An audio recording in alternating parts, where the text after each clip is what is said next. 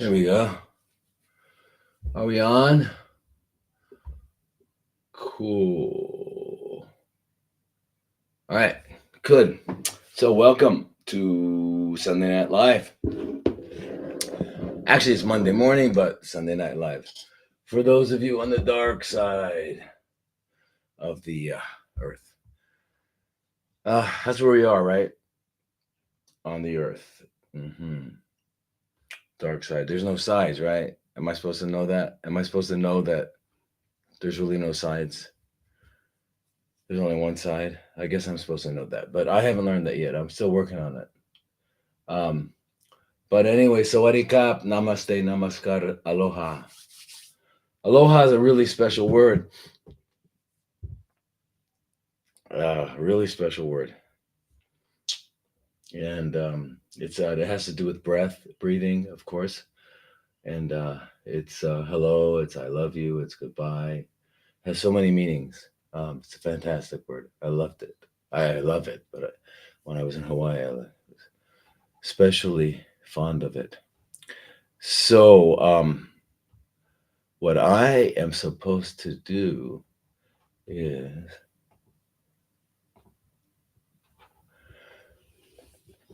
find all the I'm never prepared. Okay, there we go. Good.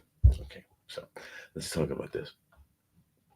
Anyway, so today's what, December 3rd for most of you, to December 4th for some of us on this side, and so sawadee kap, Thailand, and good morning Vietnam, and good morning Australia, New Zealand, and Malaysia, Indonesia, Singapore, Cambodia, Myanmar, India. What else? Anyway, but pretty crazy, huh? Just a reminder to me. Why is there so much bright light? Just a reminder to me that there's the only thing that changes are clocks and calendars, but it's always now, no matter what, no matter what. Which is a good thing that we have an eternal now.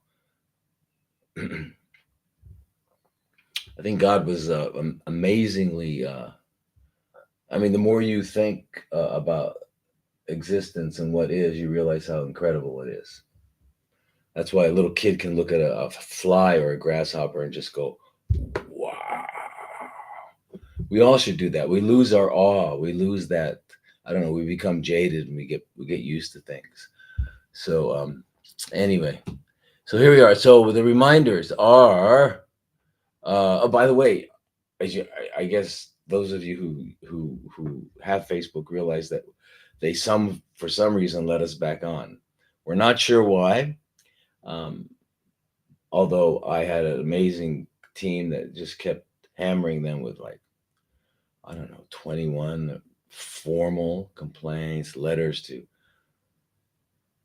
attorney generals, all sorts of stuff. I mean, they just kept hammering them, and they never answered us. They just one day turned us on. So here we are. So that's great. That's good. But we're still, so we're at Facebook at Dr. Thomas Lodi, as well as the um, YouTube, Rumble, Instagram, TikTok, and LinkedIn at Dr. Thomas Lodi. But the one Twitter X is at Dr. Thomas Lodi MD. Different. And you can always go to the website, drlodi.com/live. People always say /. I've never seen a backward slash, so maybe there is. I've just never seen one. So anyway, what I wanted to talk about was some of this stuff. No, wait, where was that? There we go. Okay. All right. So, questions. Let's get into questions. Let's try to do this quickly today. By the way, I just let you all know that there's all replays. These all replay. In other words, you can watch this tomorrow. If you're in Europe and it's way too late, then just go to sleep and you can watch it tomorrow, or any day. Yeah. So they stay. The only place that doesn't do that is TikTok. But it's on YouTube and it's on Rumble and all that. So, and I guess I don't know about the website. Yeah, I don't know. So anyway, let's answer some questions. So This is the website questions. I didn't see any questions from Facebook this week. I guess people got out of the habit. That's cool. Um, Website questions. Okay, here we go. This is from Faye, and she says, "Hi. In one of your lives, you discussed body temperature, but I'm unable to find or remember what you said. My waking temperature taken under the arm over 7 days is 35.3. Should I be concerned by this? I am." Excuse me. I'm a 69-year-old female. Thank you. Okay, so obviously, Faye's using centigrade, and a lot of people. Well, I guess it's only America. Is it only America that uses Fahrenheit? Yeah, America. America's weird, right? They don't no centimeters. I mean, there's no metric system, right? So, got to learn all these bizarre things like pounds and ounces and gallons and quarts, and the rest of the world just goes by liters. It's so much simpler. Uh, yeah, I don't know. But anyway, so 35.3 is what? What is that in Fahrenheit? That in Fahrenheit, that must be like around 96 something. Yeah, 96. So remember, normal or a healthy temperature for humans is at Fahrenheit 98.6 degrees and at centigrade 37 degrees centigrade. And why is that our healthy temperature? What does that have to do with anything? Why should we be that temperature? Well, excuse me. Um, you know, there are actually multiple reasons, but I think one of the most fundamental reasons is that, um, as we've discussed before, there's 36 septillion chemical reactions going on in our bodies every second, and each one of those is mediated by an enzyme. Okay, chemical reactions, enzymes. Chemical reactions are electrons trading positions and places. That's all it is. That's all it is. It's electrons. It's all about electrons. Life is all about electrons. That's what it is. And where do electrons come from? Very strange. Anybody ever think about that? Well, here on Earth, when the light, which doesn't have any mass, right? What is light, right? It has no mass and it has no charge or anything like that. And they call them photons. I mean, they describe, it's described in science as being made up of photons, which are particles. But they're really no particles. It's really frequencies. It's what light is. But anyway, when that hits the green leaves and photosynthesis occurs, what happens? That light is turned into electrons, and that's where electrons come from. And those electrons are passed off as ATP, as glucose, and things like that. Oxygen, which is two oxygen molecules, are held together by all these electrons. Very, very useful, so that biological organisms can have energy and move around and do what they need to do. So it all comes from electrons.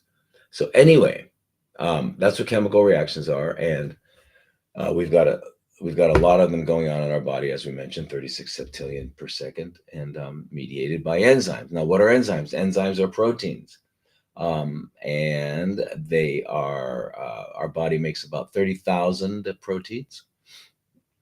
We make about 300,000 peptides, which are just small proteins, 50 or less amino acids. But anyway, so now, so enzymes, what are they? Enzymes are basically what are known as, in the non-biological world, as catalysts.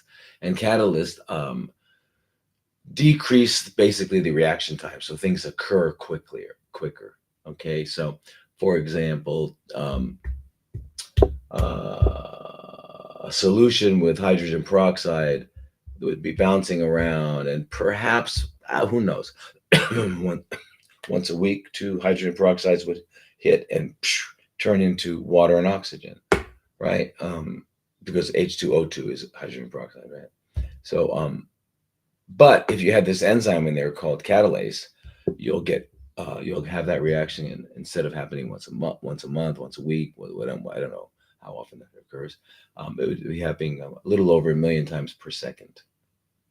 Yeah, that's that's the miracle of life. Things happen like at that rate. You'd have to call that instantaneous. I mean, I don't know what instantaneous is, how it's defined. Never really thought about that, but it's one of those words that you don't really think about defining. But anyway, it's a little bit. It seems to be faster than the speed of light, over 1 million per second. But anyway, that's what it does. So now these enzymes, in order to do their job, they have they're made up of amino acids. So their primary structure is the sequence of amino acids, right? Right. And then because of hydrogen bonding, they fold. That's called the secondary structure of a protein, of an enzyme. And then they have a tertiary structure, which is their three-dimensional shape. So they, whatever their shape is. And it's very interesting that you could have an enzyme with 190 amino acids, and it has a shape like this, and it's just down here where the actual work takes place, just down here. So all of these amino acids and all of that are in that position just so that this can happen. All right. So that's very important. That three-dimensional shape. It's called a tertiary structure. And what maintains the tertiary structure? Well, fundamentally two physical properties. Number one, pH, which is acid alkaline, and the second one is temperature. Yep. Temperature is what? Temperature is basically a way of measuring energy, a way of measuring, energy, speed. That's what temperature is, the speed of molecules. Okay, so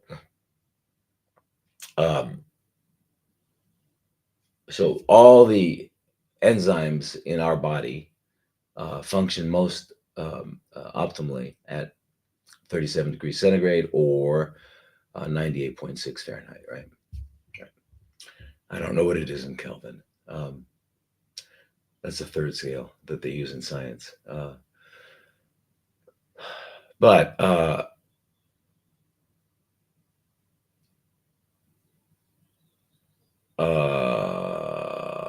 was I going to say about that? Enzymes. Oh, so yeah.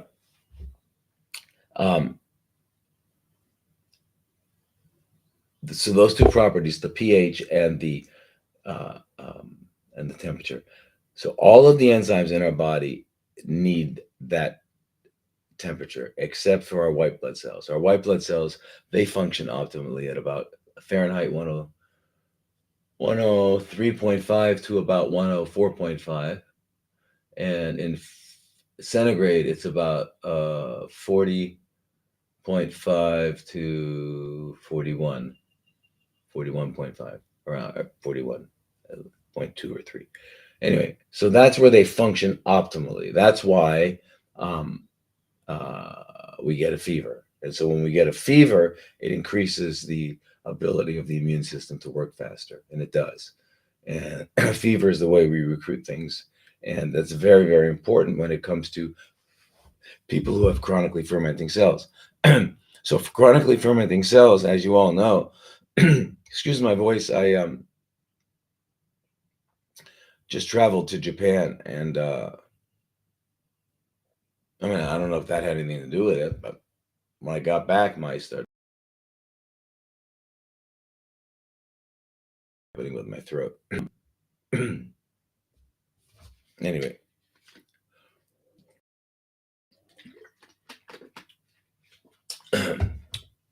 So this question is about body temperature. So why should we be concerned?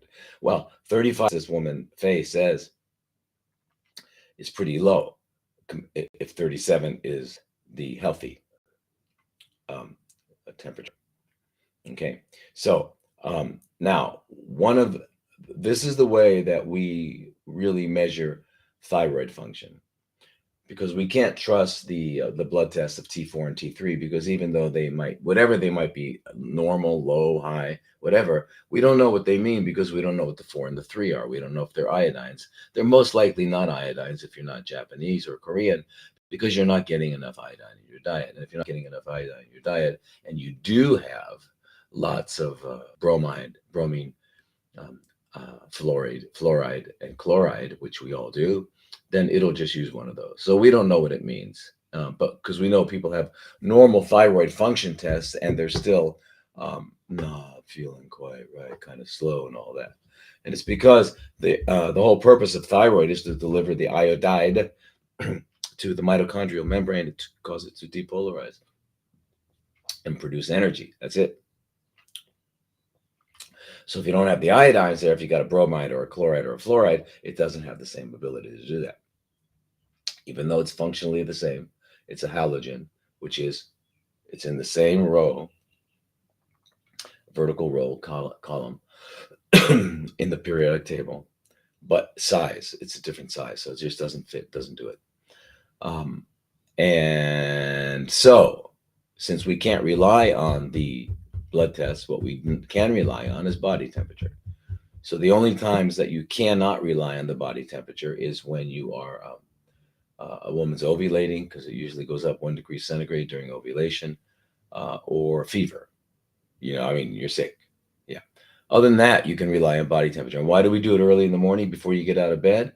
Because we don't want you to generate any heat by walking, because walking will, your muscles will generate heat, and it will change. It won't be your basal body temperature. So your basal body temperature is before you get out of bed in the morning. And we do axillary. We take an axillary. You get a thermometer and you put it in your armpit, and you wait for about a minute. Then you click it, and it'll, because there's no longer any uh, um, liquid old-fashioned ones. We know where they used to have mercury, or they had this red stuff. I don't know what it was.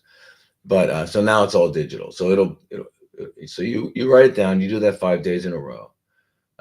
This woman did it 7 days. So we do 5 days in a row, and if the average is less than 97.8 or less than 36.8 centigrade, 97.8 Fahrenheit, if it's less than that, that means you are what they call subclinical hypothyroid. Subclinical. Subclinical means, clinical just means your person's interaction with a human being.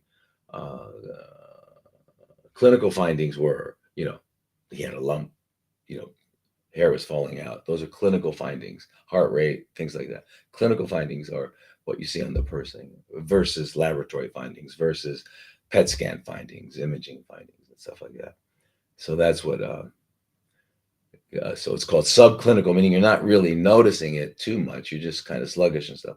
Subclinical hypothyroidism. Okay. And probably, and not probably, I mean, I've only actually had a few people, I don't even, less than 5 in 35 years of practice who had healthy temperatures. Yeah, everything's low. So what does that mean? That means not only all your cells, your immune cells, your heart cells, your kidney cells, your liver cells, your skin cells, every cell is working at a lower pace than it could, not optimally. Okay, so you want to get that up optimally, especially if you have CFCs.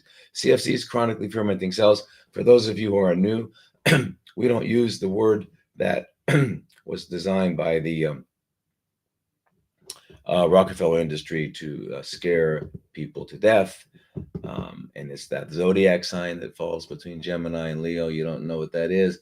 Well, they call it the crab. What happened? There we go. Whoa, that was weird. Okay. So anyway, we don't use that. We don't use the word cancer. We like the word chronically fermenting cells. Why? Because it's a real description. It's real. It's telling you what it is. They're chronically fermenting cells. They're not this crab walking around. Okay. So yeah. And plus that crab makes people scared to death. And we don't, there's none of these.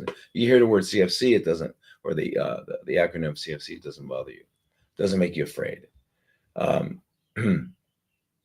So should I be concerned? Well, you need to bring it up, Faye. You need to bring it up. And how are you going to bring it up? It's due to low thyroid. Okay. unless you had a stroke in your hypothalamus, which I'm sure you didn't. Because the hypothalamus is part up in that around that area, the hypothalamus, the thalamus. Um, but if you didn't have that, and you would know it if you had that, um, then you got it's thyroid. So you're gonna at this point what you're gonna need. And why do we have low thyroid? Because we don't have enough iodine. So number one, we got to start taking iodine, and we take it in the form of Lugos or iodoral. We've talked about this over and over again. Minimum of 12.5 milligrams a day. You can take higher, 25 milligrams a day. However, you must be at the same time. Some people take 100 milligrams a day. It really doesn't matter as long as you realize that the iodine is going to suppress the output of thyroid. So therefore, you need to be taking a natural thyroid medication until you have enough iodine so that your body is making enough adequate thyroid. Okay, so it's a long answer to this, but just because it applies to so many things, and I just wanted to a lot of other questions people may have. All right, so we would get a natural one. Now, natural ones come from animals, so they're called glandulars, and so if someone is a vegan, um, for philosophical reasons, which is the reason you should be at philosophical, moral, not wanting to kill, then you'll have a lot of trouble justifying to yourself using those. They usually get it from pigs, thyroid gland, and they have to kill the pig. But I think they don't kill them for the thyroid; they kill them for other reasons. But it doesn't matter. It's still it's obtained through violence, and a lot of people don't want that, and I understand. Totally get it. Right there with you. Right there with you. I don't. I don't. Um, I don't like violence. I. Yeah. I avoid it at all costs, and I hate to see it. Can't watch it. I can't. I don't know why people like to watch violent stuff, sports and fighting, and watch someone get beat up. But anyway, so um, anyway, pigs usually, and now you can order from New Zealand. It's is it New Zealand? Yeah, New Zealand. It's called Thyrovance, ending in a Z with a Y. Thyrovance, and you can get 50 milligrams, 75 milligrams, 100 milligrams, and then you titrate up. And we've talked about that before. So it's 35.3. So maybe you'll get a Thyrovance, so you don't have to call a doctor. It's great not to have to deal with doctors. Doctors are not only, I mean, it's not really convenient to have to stop your life and go wait in a doctor's office, and they're always late. And then they are expensive, and usually they don't know much about anything. They don't. It's bizarre. As bizarre as it sounds, they don't really know much, and they don't really help much. The ones who fix things like surgeons, I mean, they know what they know, and you just definitely want to get a surgeon who's doing a particular type of surgery all the time, or a dentist who's good at cleaning out cavitations, replacing root canals, doing inlays, onlays, you want someone who's good at that. So those kinds of activities that are healthcare related are really important, and you've got to be skilled at it. But other than that, the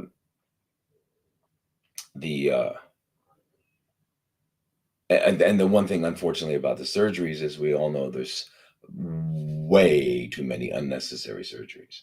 Um, so, and especially in the field that we're talking about, which is CFCs, we know that there's just way, way, way too much. However, when it's necessary, you really need them, and they're really skilled and good. Um, but the rest of us, like me, and the rest of them, we the only remedies we had for people who were ill have been poisons. We poison people. So I don't anymore. I mean, occasionally we have, I have an integrative approach, and a lot of physicians do now. Not a lot, but it's a growing number of have an integrative approach. Meaning what? What's integrative oncology? It means that we're going to use. We've come to know that no one system has all the answers, right? Um, whether it's traditional Chinese medicine, whether it's traditional Thai medicine, whether it's traditional African medicine, European medicine, Native American medicine, it doesn't matter. It doesn't have all the answers. Um, so and allopathic, the MDs certainly don't, and the osteopaths certainly don't, naturopaths certainly don't. No one's got all the answers. Ayurvedic certainly doesn't. So what do? You'd use the best of all of them, and you've got to know them all to know when to use what, and that's what an integrative approach is. All right, just kind of clarifying some stuff for you today. So Thyrovance comes from New Zealand, and the for yourself, not for the cow. The cow gets killed. But for yourself, at least it's an organic cow, and yeah. But thyroid is one of those hormones, one of those things that is conserved through species. Conserved, what does that mean? That means that it's pretty much the same in a cat, dog, cow. The same as like insulin is the same, right? So a lot of these are conserved. That's why you can use them. So anyway, you would take the Thyrovax, for example, you're 35.3, should be 37. So you can say, well, I'll take a 75 milligram Thyrovax in the morning on an empty stomach, and I'll do that for about a week, 10 days. And then while I'm taking it, I'll do another 5 days of basal body temperatures. If I'm still low, I'll take another one early, like around 11:30 a.m., half hour before eating or whatever. If I eat at 12, if I eat at 1, I'll take it at 12:30 maybe. So then, and I'll do that for about 10 days. And then while I'm taking both of them, do the basal body temperatures again. And if we're still low, then we'll have to take a second one in the mornings. Depends on how low we are. So instead of taking a 75, you might take a 50 in the morning. I don't know. It really depends. And a lot of times people wind up having to take 2 of some kind in the morning and 2 of some kind in the afternoon. And now, if you don't have a thyroid, if you've had it removed, then you're probably going to at least need 75 twice a day, at least. And remember, the reason they're called natural thyroids is because, as I said, they're conserved through species, and they have both the T3 and T4. There's other ones, there's T1, 2, but they're not involved. T3 is the active one, right? T4 is a prohormone. And you can make sure you're taking selenium, or you're eating a lot of Brazil nuts. There's selenium and other things, but Brazil nuts are famous for it. Four Brazil nuts give you 200 micrograms of selenium, so that's good. And selenium is necessary for it to convert the T4 to T3 by taking off the iodine. The enzyme involved is called deiodinase. So, yeah, you should do that, Faye. And you monitor it. You go up and down, and then as you're taking the iodine over the years, you'll see that after about 2 years, you'll start to not need it, as your temperatures will be maybe a little high. You start lowering, or your heart rate will start to go up, because now you don't need the thyroid. You're making your own, and you can wean off them. That's the good news. Sherilyn. Hi, I was diagnosed with TNBCID. I guess that's triple negative breast CFCs. Intraductal must be ID. Stage 2. I started on chemo and immunotherapy, but because of sepsis, had only about 5 rounds of carbo and 1 of AC. AC is usually adriamycin and Cytoxan. I dramatically improved my diet to low inflammation and taking TCM. I guess that's traditional Chinese medicine. I've had chronic eczema all my life. Supplements. I had CPR following a lumpectomy. What's CPR? Please, people, let's not use acronyms. I don't know what you mean. You had CPR.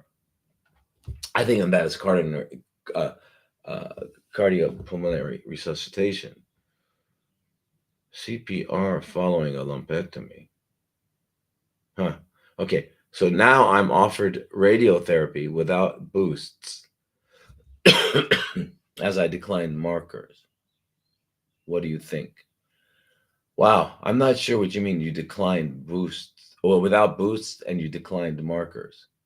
Markers, you mean when they leave those clips in. Okay, yeah, gotcha. For sure. But without boosts, I don't know what a boost is.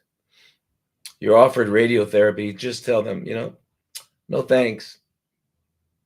Uh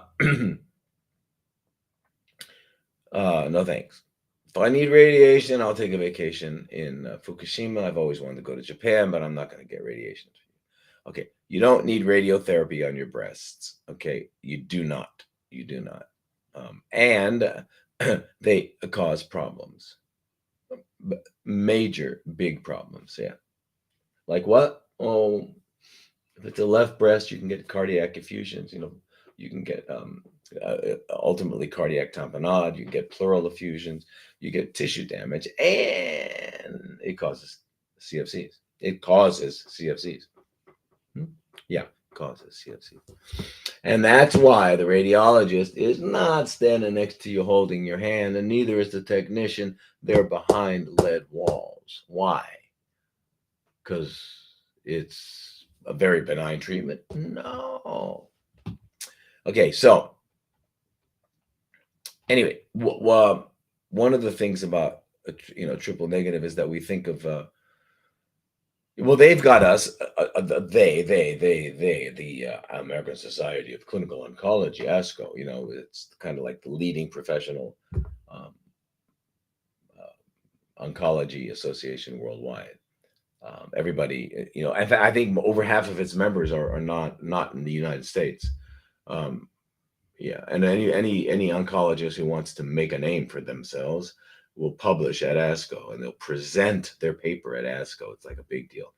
Um, Now there are other, each country has their own, just like there's the American Cancer Society, there's the Singapore Cancer Society, there's the Malaysian Cancer, but anyway, this is the one. This is the big one, and this is where all the algorithms come from, and all the algorithms where they tell all the oncologists what to do under certain under any circumstance, and they've covered them all. Now they call these guidelines, but they're guidelines like instructions.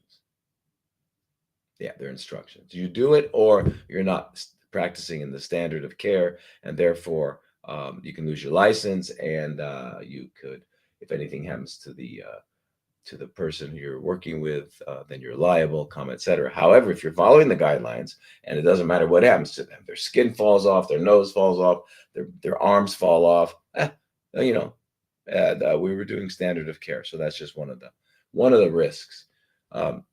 Yeah. So, so anyway, what they call triple negative BC breast CFCs. It's because it doesn't have an estrogen receptor, progesterone receptor, or it hasn't increased its HER2. HER2 is a epidermal growth factor that is on almost all cells. So, and there's 5 of them, and this is the second one. So anyway, it gets upregulated. They have increased amounts of it in certain people with CFCs of the breast and the colon and other ones as well. It's not just breast. So triple negative it means you have the worst prognosis. Why? Because they don't have any drugs. So if you've got ER positive, estrogen receptor positive, they can give you tamoxifen, they can give you an anastrozole, they can give you, letrozole. There's a lot they can give you to block things. Are they fixing the problem? No. Are they eliminating the CFCs? No. Have they figured out how you got the CFCs? No. They don't care. They just want to sell drugs. That's all. They just want to sell drugs until you become resistant to them, and then they got another drug, and then when you become resistant, and then at the end they go, well, now you're hormone resistant. So blah, blah, blah. So they got their algorithms, and they don't have to think about it. The algorithms tell them what to do. However, there are like a lot of natural substances. Ivermectin really works very well on them.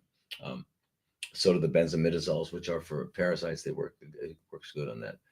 Vitamin C works very good on triple negative. It has no effect. So they say triple negative is the worst, and catch this now, triple positive is the second worst. What? How's that happening? Don't think about too much, because your mind will be as blown as mine, and the last thing you want to have is a mind as blown as mine. So anyway, but there's even another thing. There was not too long ago now the triple negatives make up what, 15 to 20% of women with breast CFCs. Well, there is a group. Anyway, there was this group in, where was it? In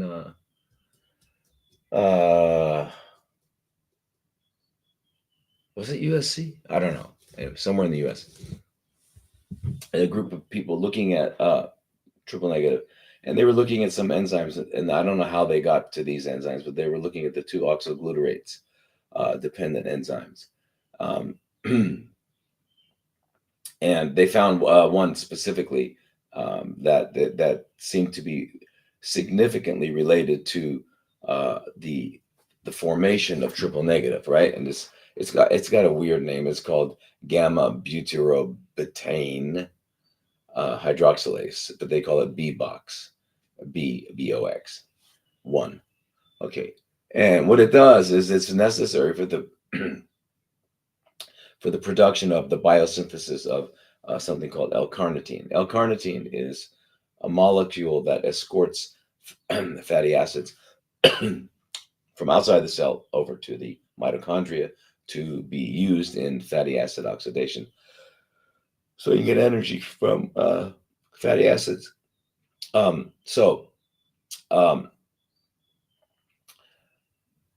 What they found was, if they blocked this gene, the gene that that produced the BOX, that produced the carnitine, that the triple negative CFCs would stop moving and then pretty soon die. And likewise, in another experiment, if they stimulated that particular gene, then you'd see proliferation of triple negatives. So, seems pretty promising. And the interesting thing is, they found a couple of drugs that actually block that gene. And it turned out it's not the carnitine, but it's the gene, the enzyme. It has specific, it produces enzymes that have specific activities. But anyway, by blocking it, there's two drugs. One, I wasn't sure what it was, but the other one is it's called midronate. It's used in Europe for cardiovascular ischemia, which is low blood flow, no oxygen.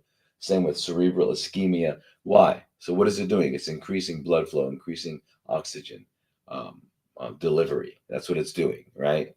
So it turns out that, but it does it by blocking the BOX. It's very interesting. So this drug, which is used, midronate, in Europe, can be used for that pretty successfully, and it's a very mild, not a big side effect profile drug, and so anyway, that's something that's anybody with triple negative might want to look at. But forget that now. I mean, don't forget that. That's important. But keep in mind this too, that all CFCs, doesn't matter. I don't care what they're expressing.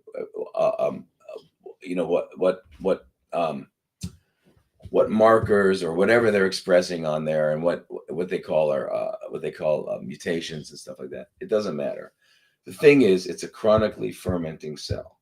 Okay. And it happened that way. We've got to figure out how it happened. Did it happen because I have a hidden dental cavitation, or I have a root canal, or I have some sort of metal titanium implant, and it's called cause the erosion of the bone. And do I have that sort of thing? Or do I have parasites? Because we know that if I'm living in the 21st century, I definitely have heavy metals, definitely have environmental toxins, definitely have plastics, definitely have uh, all kinds of nasty, nasty stuff in our bodies. We know that. So until we get rid of all those things which collectively caused what are CFCs? They are cells that have lost a sufficient number of mitochondria so that they can't use oxygen anymore. Now, in order to make their energy, to manage their energy needs, they have to ferment. It's also called glycolysis. And so that's what their job is now, right? Because energy is the most important thing a cell does, right? It has to make energy before it can do anything. So, that's what it is. So, all those things that I mentioned in collectively damage mitochondria. Okay, now what contributes to that damage by completely wiping out the immune system, and that's called stress. Now, stress not only, and what is stress again?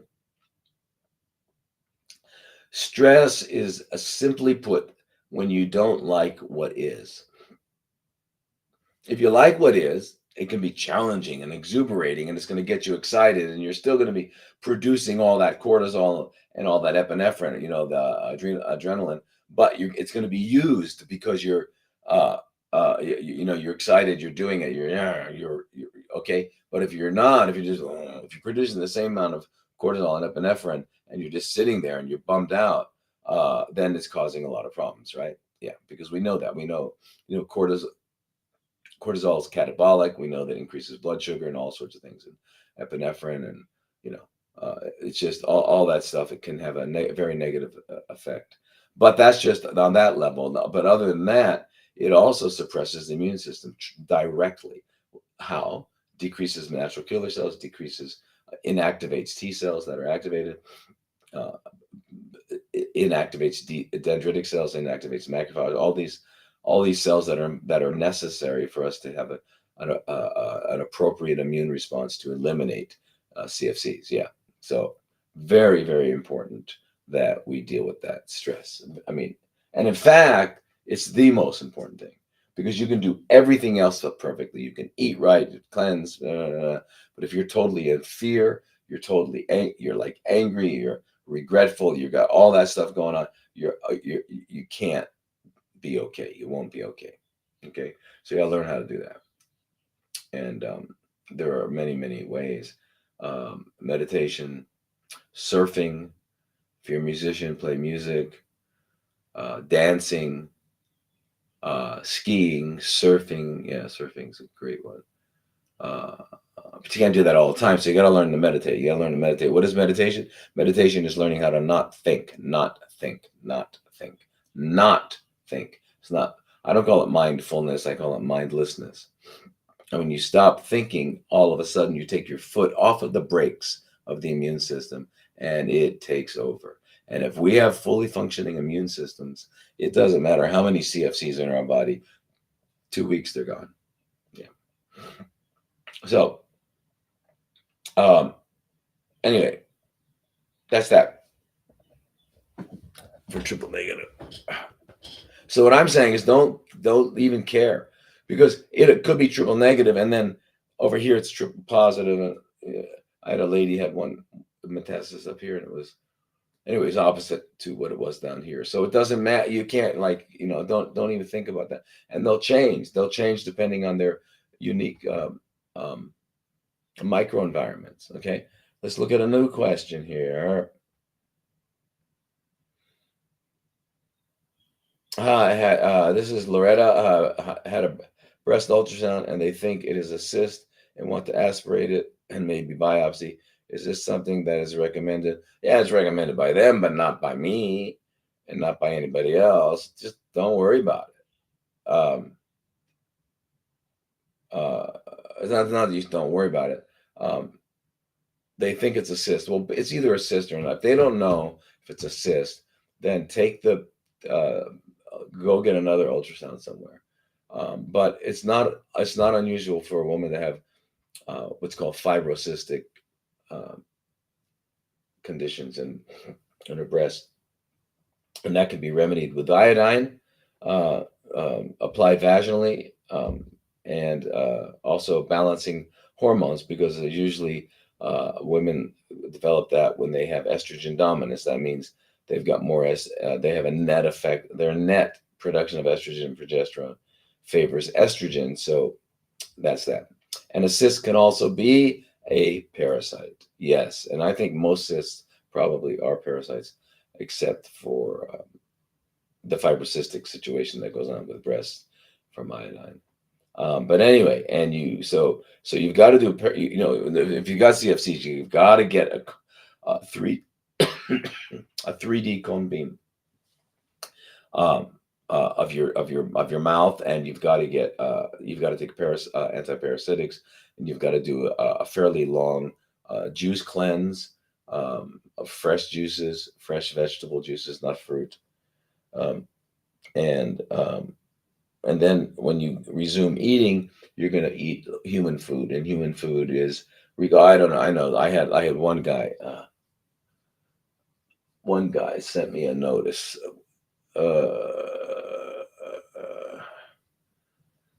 And I know there are people out there who subscribe to the idea of Paleolithic diets, and anyway, human food is plants, period.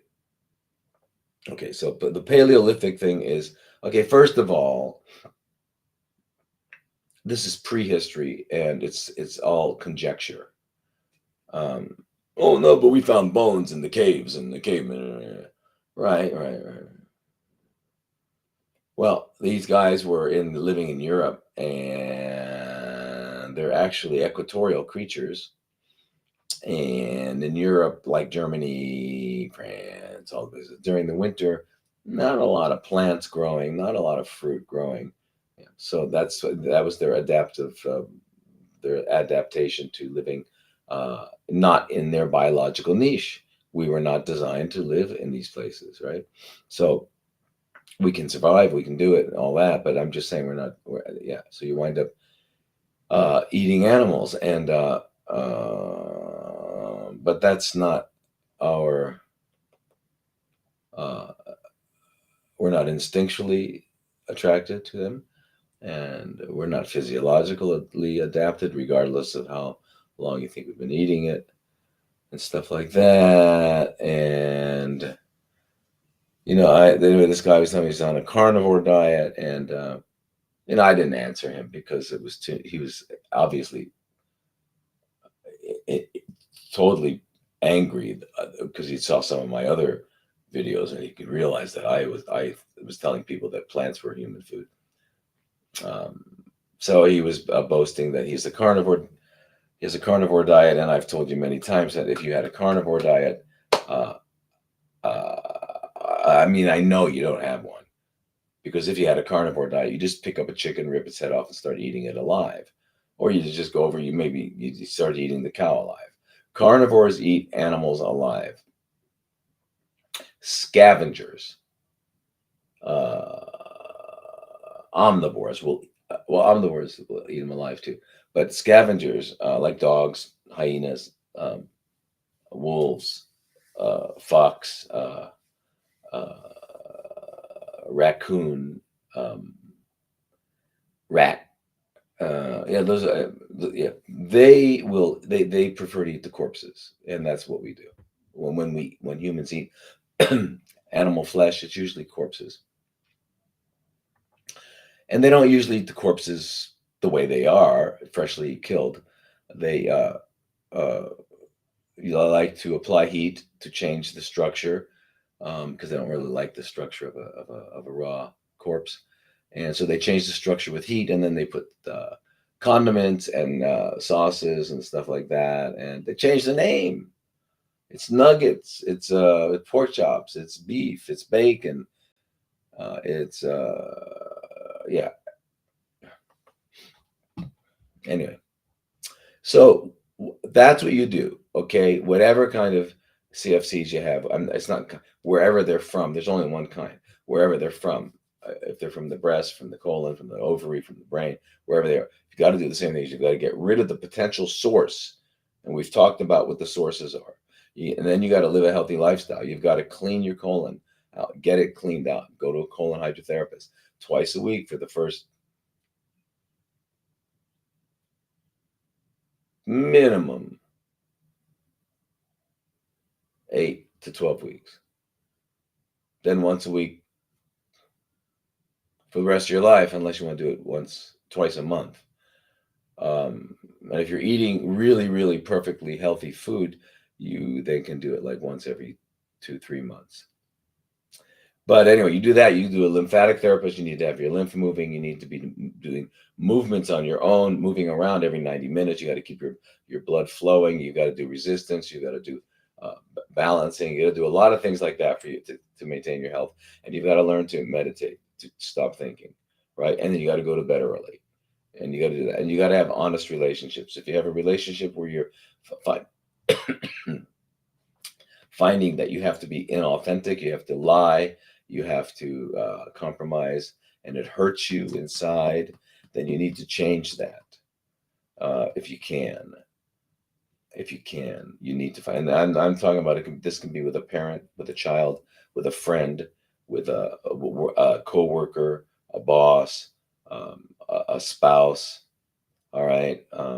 It's very, very difficult to change our relationships because we're there for whatever reasons, and it's very, very difficult. But they can be so toxic that they can be deadly.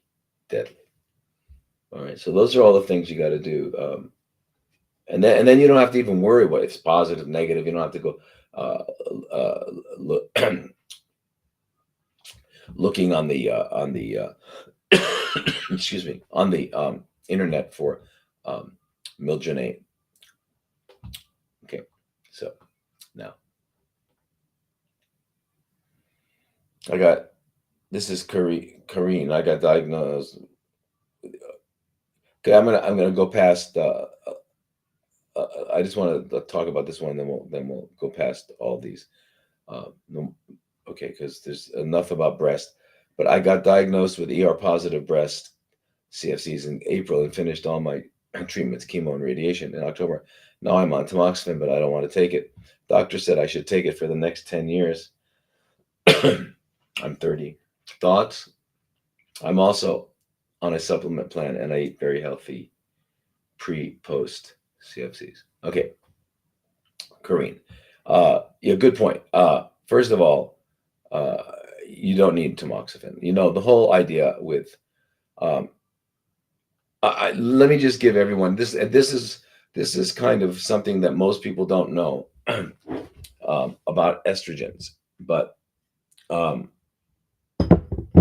wait, that's my green tea. Wait a minute. Cold green tea. Anyway, so back in the 40s, it was found that I think it was 1944 or 41 was one of the first studies. Because prior to that, what they would do is the treatment for estrogen or for breast CFCs was, and I think ovarian as well, was removal of all endocrine organs. So they would take out that related to that. So they take out the ovaries, they take out the adrenal glands, and sometimes they took out the pituitary. Yeah. So anyway, then someone, I don't know how they came up with this, but they found that if they gave high dose estrogens, that it actually worked fairly well. And so they used diethylstilbestrol, right? And then I'm not sure if you recall them using that a lot. And then unfortunately, they gave birth. You know, it resulted in like cancers or CFCs of the vaginal area and offspring. So it was really turned out to be quite a terrible thing. The diethylstilbestrol. They also used horse estrogens and other ones. Anyway, they used high doses of synthetic estrogens, and it suppressed and resolved tumors a lot of time. Now imagine that. Imagine that. The problem was is that there were so many, and of course it was alpha, the alpha receptor. Remember we talked about estrogen receptors, alpha and beta, and those that's not just breast. Those are on your bladder, the prostate, lung, colon, pancreas. So they're everywhere, and they're all responded to it. And no matter who you are, where you are, if you eat a lot of soy your whole life, your risk of getting any CFC is much decreased. And if you get it, it's also going to decrease. I mean, and you're eating it, it's going to decrease the severity and all that. So it's an effective preventative, and it's also a treatment. Yeah. So anyway, um,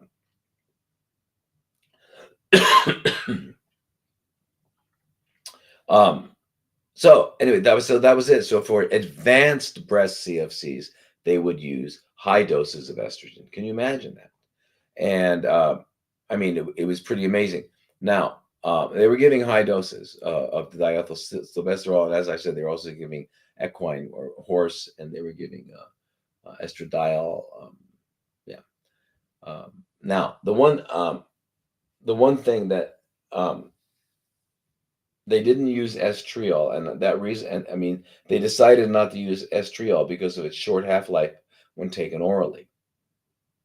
So then they decided not to do it. That's crazy. Well, I would have said, well, hey, then let's figure out a way, since estriol not only doesn't affect alpha, it shrinks things because it's a beta receptor agonist. Let's figure out a way. Let's get a patch. Let's get a whatever. Let's figure out a way to give it so that it's not metabolized so quickly, so it stays around. But they didn't do that, and they could have done that. But they don't think that way. But anyway, so then what happened in the 70s? Oh, and by the way, this treatment was effective only in the postmenopausal women who had been postmenopausal for at least 5 years, or nowadays for women who are on ablative therapies. They've been on Lupron, or it's just something else that's blocked their hormones completely. So if they've been hormone deficient for 5 years, then this works pretty well. Okay. And anyway, so in the 1970s is when they came up with tamoxifen, and they did studies where they compared high dose to tamoxifen, and they had pretty much equal effect. It's just that there were less side effects with the tamoxifen. So the side effects from the estrogen were always amenorrhea. So that would if it was a premenopausal woman, it would stop her periods. If it was a postmenopausal woman, she would get some vaginal bleeding. It also caused, I mean, a lot of things. The areola and the nipples would get really hyperpigmented, dark. Sometimes there'd be leg swelling and things like that. So, but anyway, none of them were really deadly effects, but they were much more frequent than with the tamoxifen. So they stuck with tamoxifen, and so tamoxifen became the first line of treatment for most postmenopausal women with advanced. But then again, back in the 1990s, they started looking at it again, and they found that it does work, the high dose estrogen. So they were working it, right? And now there's been several clinical trials looking at diethylstilbestrol, looking at the horse estrogens, and looking at the estradiol. All right, so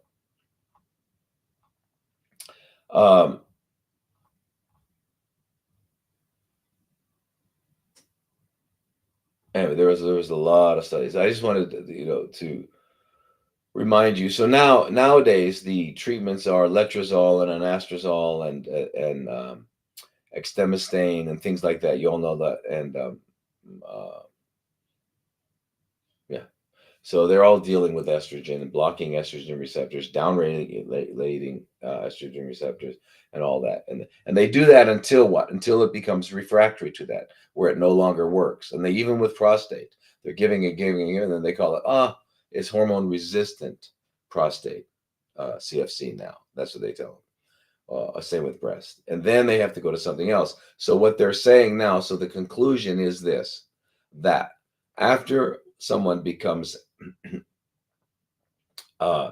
hormone resistant, in other words, they can't manipulate hormones anymore with tamoxifen and letrozole and things like that because it's no longer working. Now, instead of doing chemotherapy, you could do high dose estrogens. It sounds bizarre. Now, the thing is, there was two kinds of theories about this. What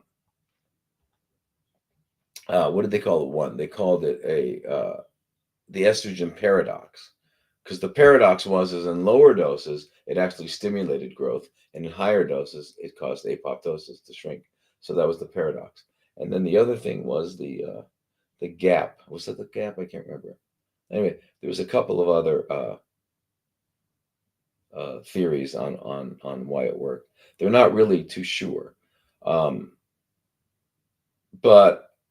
I think what happens when you give anything high dose, what happens? You when you give anything high dose, you suppress the body's normal functioning in that area. That's how birth control pills work, right? Okay. So anyway, so what I'm saying is I don't think you need to be on tamoxifen at all. There are other. I would be eating a lot of soy all day long. You need to be eating flaxseed. It's going to downregulate alpha receptors. You need to be eating, and remember, I was a chia. Chia, so you can get all, because whenever anybody's got CFCs, what we have to do is we have to be able to get the cellular voltage up to minus 70 millivolts. And the only way you can do that is by having strong membranes. And those membranes are 50% fat, phospholipids, and they're made from what? Whatever fats you've eaten. Okay, so the fats you've eaten are going to determine, are going to contribute to your nutrient pool. Okay, so you got to eat healthy fats. What are healthy fats? Chia seeds, flax seeds, hemp seeds, nuts and seeds, all of that, avocado, coconut oil. All those are healthy fats, are fats for us, we humans, okay? Yeah. Zero unhealthy fats, and at least 60% of your diet. Okay, and you do that for a while because it takes about 9 months at 60, 70% fat for you to change the basic impedance so that your cell membranes, because remember, you're making 37 million new cells per second. You, me, him, her, them, they, yeah, them. 37 million new cells per second. And they're being made out of what? Well, whatever I've eaten. All right. So do you want your new cells to be made from KFC or Pizza Hut? Probably not. So anyway, now you get really strong membranes. You can get that cellular voltage up to 70, and you do that, and it's all gone. Am I just saying that? No. Is there proof? Yes.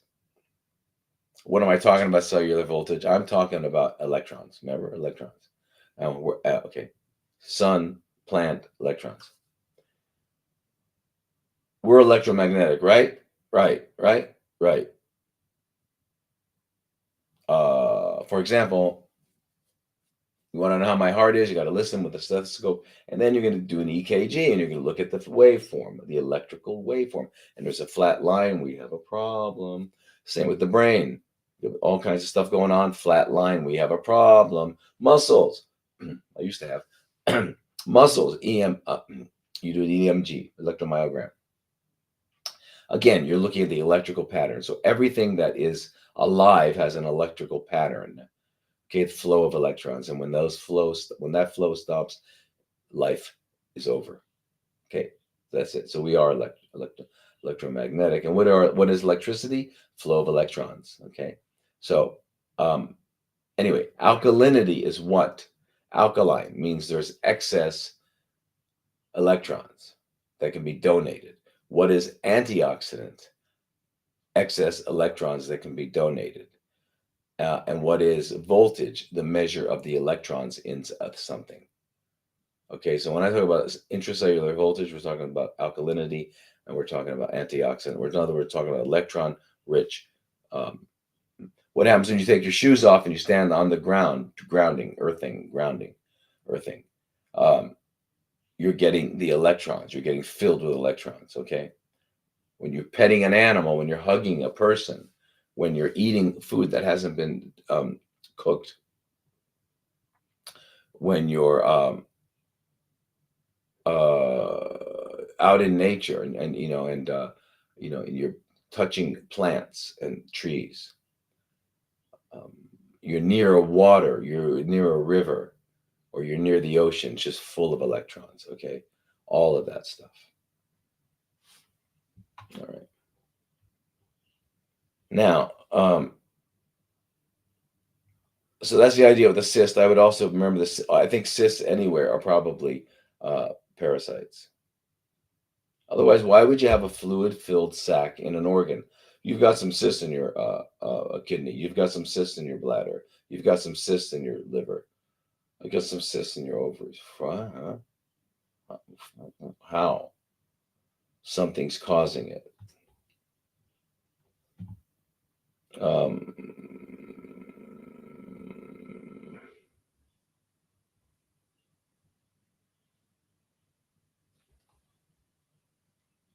Let me see. No. Wait a minute. Let's go.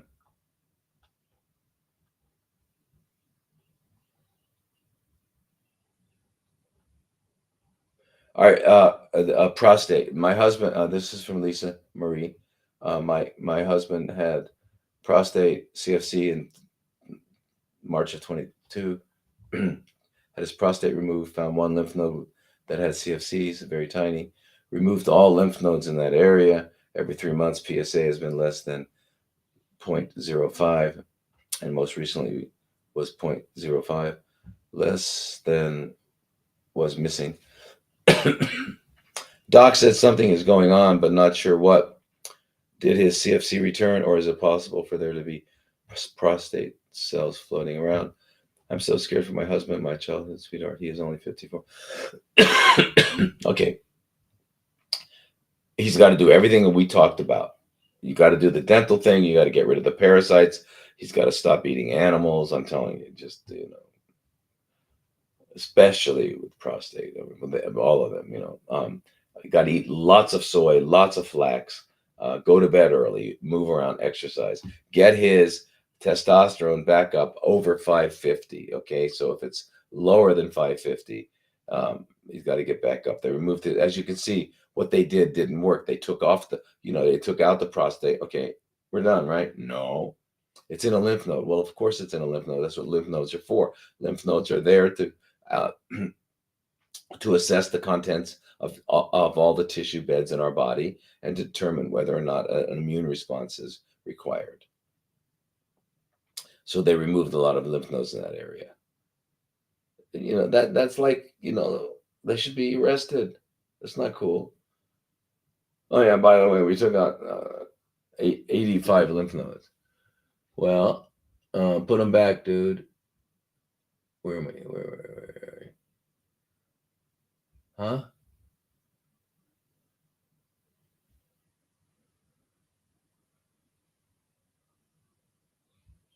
Wait. My husband thinks that flax is bad for male hormone. No. Flax is not bad for male hormone. Flax is like soy, is phytoestrogen, and it binds to the beta receptor, which shrinks tumors, and it's not going to affect his testosterone at all. At all. It's going to make him healthier, and it's going to decrease his chance of getting any CFCs anywhere. So it's really, really good, and it's going to give him very much needed healthy fats. So very, very important. Very, very important. Now, what I what I wanted to talk about for a second, um, I saw a question here, and anyway, I can't find it right now, but it had to do with sugar, and I wanted to try to clear the air a little bit about sugar because and fruit, okay, because this is a subject that a lot of people are confused about, because some people are, because there was a recent study. Let me see, what am I seeing there? Huh. Okay. There was a recent study. I was not yeah, what, about a year ago? Was it a year ago now? Remember that study where they looked at a tumor and they looked at the and they found out that it wasn't the actual malignant cells that were eating.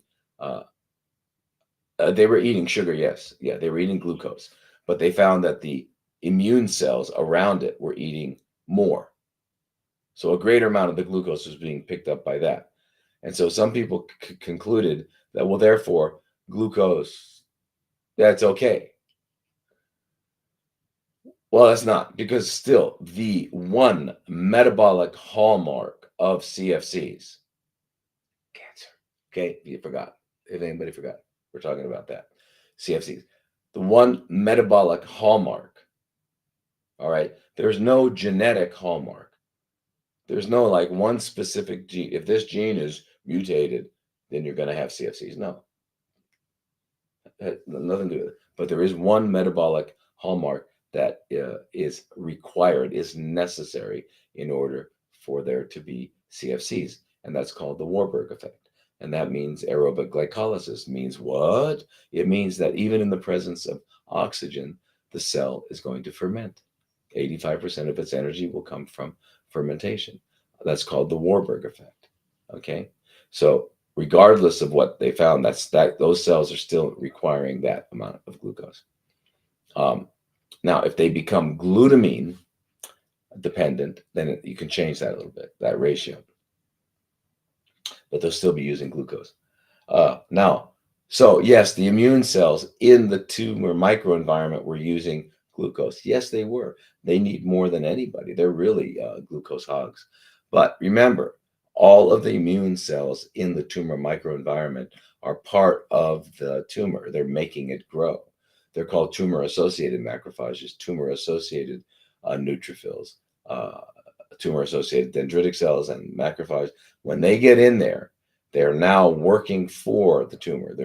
So they're part of the process of the tumor growing. Because a tumor consists of malignant cells, um, and immune cells, and uh, like a cytoskeleton, kind of like a nest, uh, collagen and and other tissues like that. Okay, and those are made. Most of that is made by little cells in all tissues of our body called fibroblasts. And when a fibroblast is in the environment of a tumor where it's high acid and low oxygen, okay, that's the tumor microenvironment. It becomes a tumor-associated macrophage. So again, it's working for the tumor. So all of these cells that are in the tumor microenvironment are part of the tumor. Okay. But just in regards to sugar, there was a very interesting case-controlled study that they did where they looked at Chinese, Japanese, and Filipino people in California and Hawaii. And they found out that the ones that were born in the United States had a 60% higher risk of breast CFCs than those born in Asia. Okay. And then also they found that the Asian American women born in the United States, even though all four of their grandparents were born in Asia, so the genetics were Asian, they had rates similar to Caucasian women living in the United States. And we have seen this before. So in other words, when people immigrate, the first generation that immigrates over usually has a CFC profile, and also, high blood pressure and heart, and similar to the place that they immigrated from. Whereas the second generation has it from there. So it's not genetic, because the genetic is still the genetic. 4 grandparents from Japan or China produce a child. 4 grandparents, the parents and the child are all the same ethnicity. So it's not genetic. Okay, it's environmental. And what's the most biggest part of the environment, other than the amount of nano aluminum that you're breathing in, and in addition to all the inorganic and all the other chemicals and stuff? It's the food. So anyway, I just wanted you to get that. So now, in low and middle income countries, okay, which they used to call third world, they used to have CFCs that were related to microorganisms, such as Epstein-Barr, which could result in or contribute to Burkitt's lymphoma, could contribute to nasopharyngeal CFCs, right? That's very prevalent in Chinese people. Or, for example, the hepatitis A, B, and C were related to liver CFCs, and of course, the HPV was related to cervical, and not only cervical CFCs, but rectal CFCs and nasopharyngeal CFCs and stuff. So they were that, but they didn't have what are called lifestyle CFCs, such as breast, prostate, colon, pancreas. Okay. So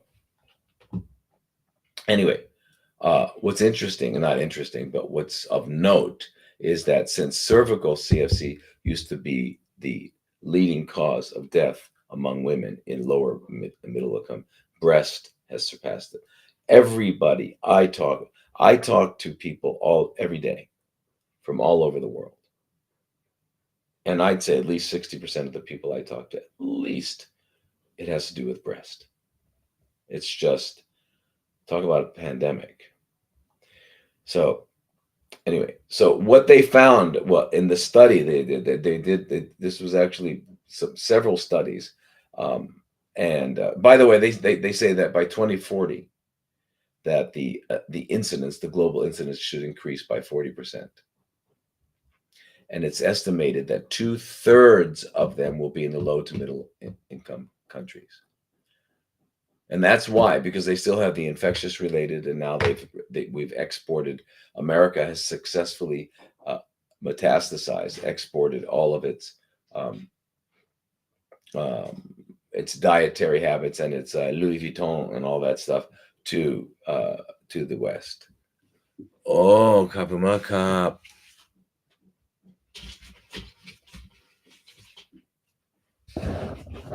Oh, this is great. Kapumaka.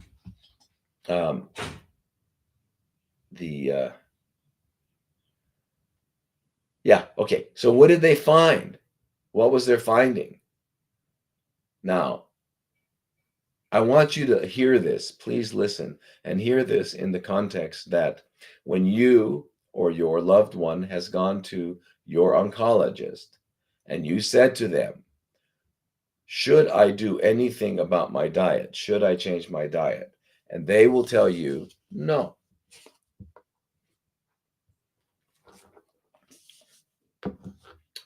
They say that diet has nothing to do with it. But this study here, which came out of what? What did it come out of? I mean, it's a prestigious journal. Anyway,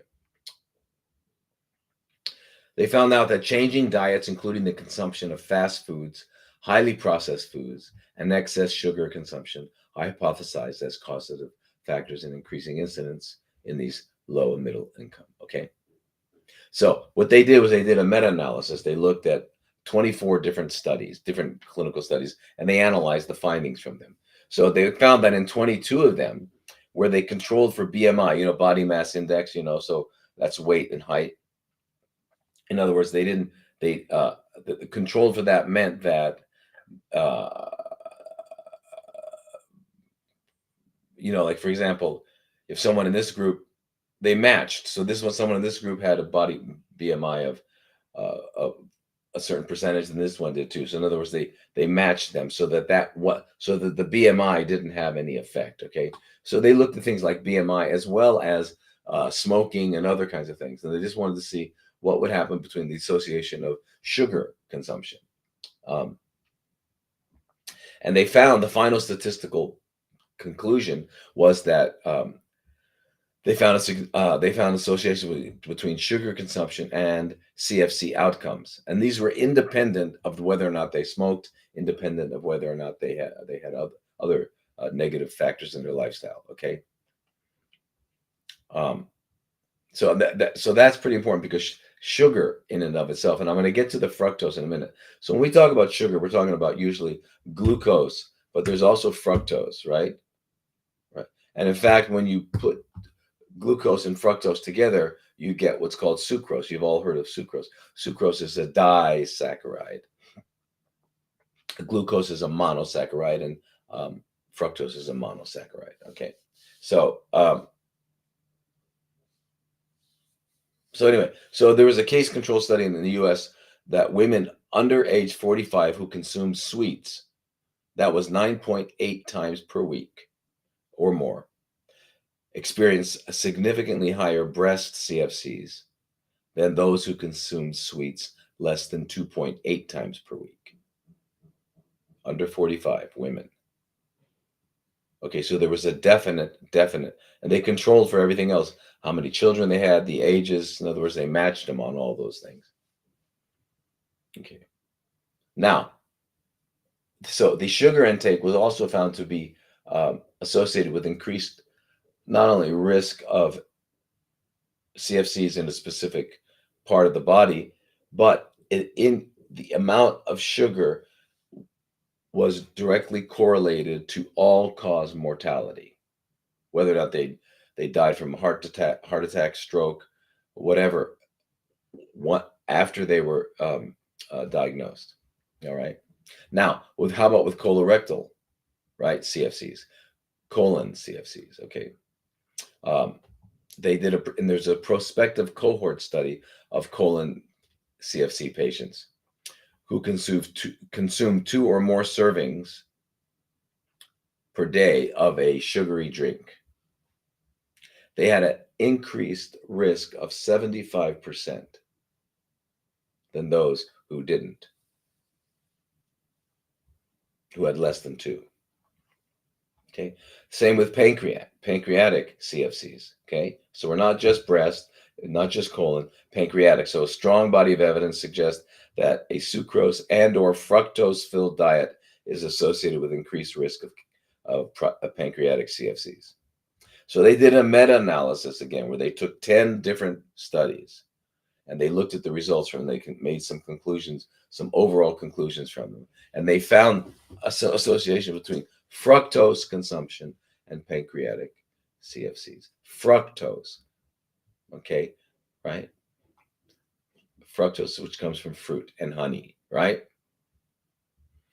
So what they found in this study was that there were high glycemic load and fructose intake were strongly associated with pancreatic CFC in overweight women. In the American Journal of Clinical Nutrition, published in 2007, dietary glycemic load means how much glucose you were getting in your diet. Added sugars and carbohydrates were a direct risk for pancreatic CFCs. Okay, and they did this. It was multi-ethnic. They had 162,000 people, right? And they were. It was in L.A. and they were multi-ethnic. There was a significant association found with fruit and fruit juice intake.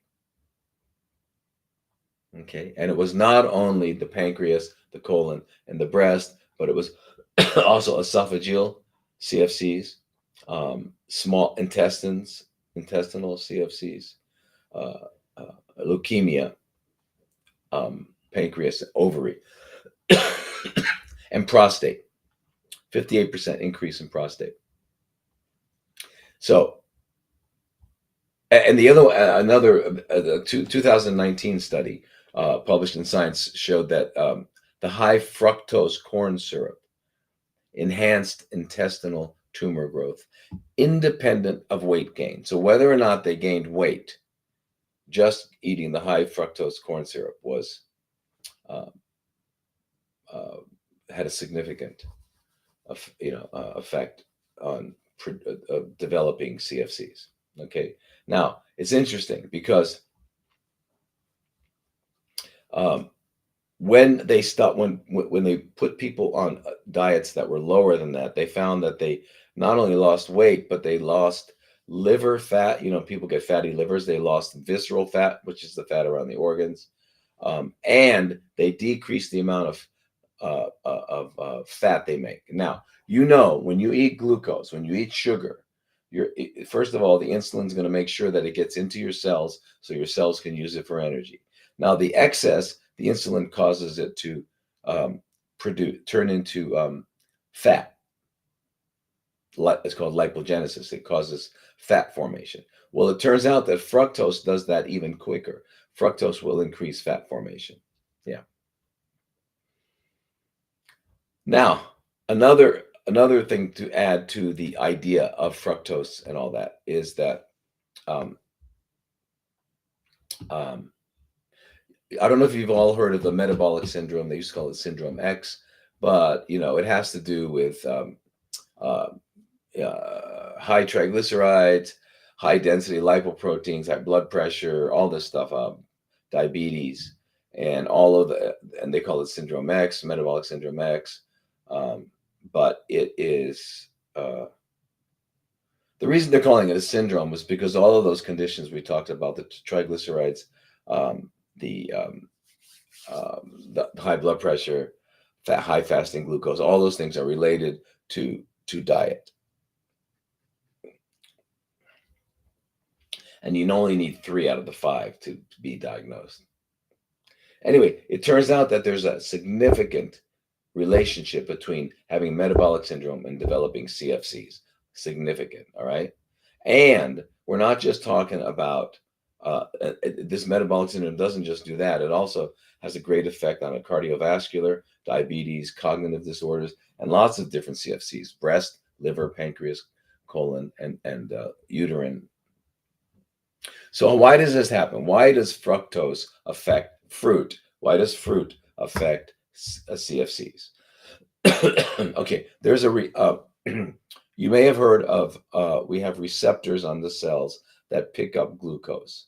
We have receptors for everything, and if we don't have a receptor, we're not going to pick it up. All right, testosterone receptors, estrogen receptors, um, thyroid receptors. We have receptors. Okay, so um, vitamin C, we have receptors. Um, that it's actually the sodium ascorbate receptors, and we have them all over. We have them in our every cell, every organ. Um, we have them, um, but we also have sugar receptors. Okay, and they're called GLUT, GLUT 1 through 7 or 8. Okay, so GLUT 1 and 3 and 4 are pretty much glucose. All right. And the GLUT 1 is usually upregulated in lots of CFCs, conditions of CFCs. Well, GLUT 5 is specifically for fructose. GLUT 5 is the fructose receptor, and GLUT 5 is not on every organ, every cell. It's significant in the lots of different organs, especially the obviously the small intestines, so you can absorb it. Now, it turns out that the GLUT 5 gets upregulated. In other words, there's more of it in women with breast CFCs. Now, women with don't have breast CFCs don't have it, don't have GLUT5 there. So it gets upregulated. All right, that's very important. So why is that so important? Because GLUT5 is going to pick up the fructose and use it for energy. Now, what's interesting, when they were doing studies, they were taking even cells that were didn't have a GLUT5 upregulated and exposing it to lots of fructose, and it upregulated, and now it became now it was picking it up at a quicker rate. All right, so and this was true of colon, lung, breast, ovarian, leukemia, and gliomas in the brain. Okay, and if they developed the GLUT5 upregulation, it was associated with a poorer prognosis and poorer survival. So when we used to notice at our center, I mean, back in the early 2000s, we were seeing this, that people who ate a lot of fruit didn't do as well. And there's going to be someone out there who's going to say, no, I know this so and so who ate only fruit or something. Yeah, there will be cases of anything's possible. I mean, somebody could say, I only ate steaks. All I ate, didn't eat anything else, and I got better. That, we're going to find anything. We're going to find that, but we're talking about in general, and I'm talking about the physiology, the biochemistry, the of CFCs. Okay, so we know that the overexpression of GLUT5 is associated with a poorer outcome, and you're going to pick up a lot of fructose. And you can decrease the overexpression by not having any fructose. So, now there was a study published in 2021. GLUT5 enables fructose-mediated proliferation independent of ketohexokinase. You don't need to know that, but anyway, the point is this: sugar, glucose, or fructose. Now, what's the difference between glucose and fructose biologically? Well, the glucose, when our blood glucose level goes up from what we've eaten, it stimulates our pancreas to produce insulin. However, fructose does not stimulate that. Now, since CFCs have more insulin receptors than when you're eating glucose, you're actually preferentially feeding the CFCs because they have more receptors. So if you eat fructose, it doesn't preferentially feed them because it doesn't stimulate insulin. However, if cells have overexpressed, have more of the GLUT5 receptor, they're going to pick up lots of fructose, and they're going to have a lot of energy and grow and all that. So anyway,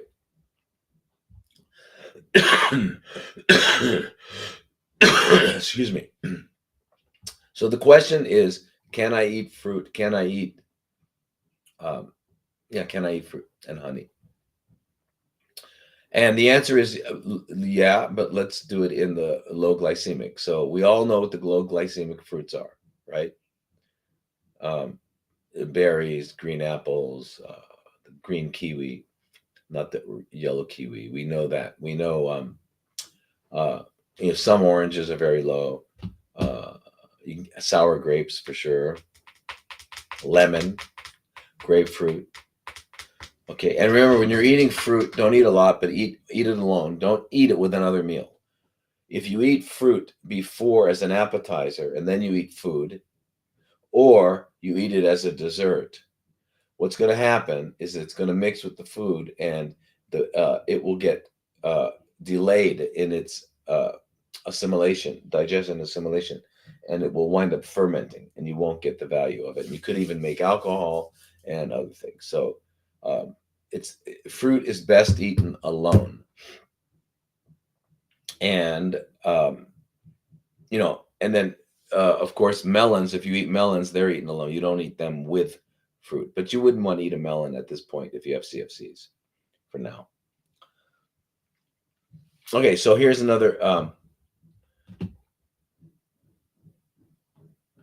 Question here. Nicole says, "Does red light therapy make CFCs more aggressive?" Not at all. It's the opposite.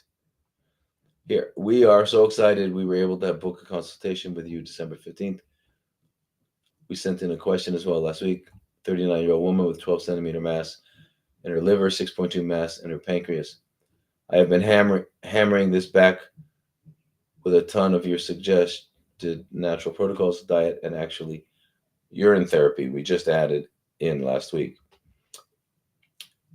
It has also been making me feel amazing, and I believe it's working miracles. I will be going on your anti-parasitic protocol this coming week after I completed my liver flush this week. I believe I am going to be well with a beautiful story to share. God is with the great healer. My questions are, can you please tell me what our Rife machine would you recommend and what frequencies to focus on, and what are your thoughts on brown gas? What blood test markers do I need to get done to see that my liver processing all of the antiparasitic fungal thing? Also, I want to thank you as much. Yeah, very good. Okay, so well, you have a lot of questions there. So, uh, Rife machine. There's a couple. One, there's the what is it, the GB4000, and there's another one called the Squeaky, or what's it called? Anybody know? Anybody know what's it called? How did we end up here? Who are you? How did we end up here? Whoa, whoa. Anyway, uh, um, now the frequencies. There's a lot of different frequencies. The problem with CFCs is that they're anywhere from 20,000 up to 400,000. So what you do with the Rife machine is you have it sweep over an hour all of the frequencies, because what Royal Raymond Rife had, which made his treatment so amazing, and why he helped 16 terminally ill people go into 100% remission, all of them 100%, was that he had a special microscope that could measure the frequency coming from that person, from those CFCs. And when he measured that thing, there's two ways you can deal with when you know the frequency. You can either send in the same frequency, which means they'll double and burst, or you can send in the opposite frequency, which means you got waveforms and it just flattens it out. So either double or the opposite, and you eliminate that. So he was able to do that. He had a special microscope with quartz lenses. It was made in Germany, and he was able to uh, magnify up to 60,000 times, which is, like a normal microscope is 2,500 times. So he was seeing things that we don't see in the other microscopes. And he was able to measure the frequencies. Therefore, he only had to put them in front of the machine for 3 minutes every other day. And 90% of them were 100% gone. There's no CFCs within 3 months, and then the other two, it took another 15 weeks, 20 weeks, but all 16. Yeah, but that's because he had the frequency. So we don't have we don't have a way of measuring it now. There are some people that are using sound and they're to measure it, but yeah, and then you'd have to use sound waves going back. So you could do a similar type of thing with sound. And sound is a very powerful tool. But right now, what we're talking about with Rife is these electromagnetic frequencies. So anyway, that's what we have to do now. With any machine you get, what's that one called? Is it, anybody know? Wait a minute, let me see. Let me see this. I can see does that say chat?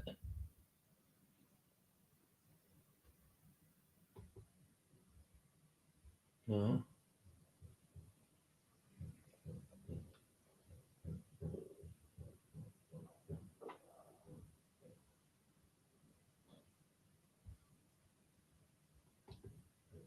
Oh, there we go.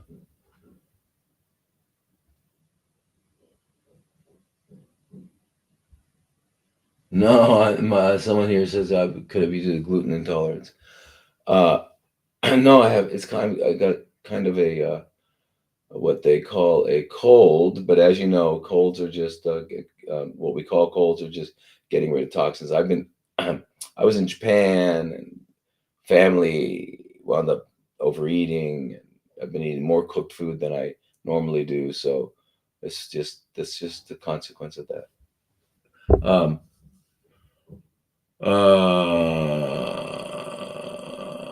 hydrogen water is okay. What is the question here? Is what is hydrogen?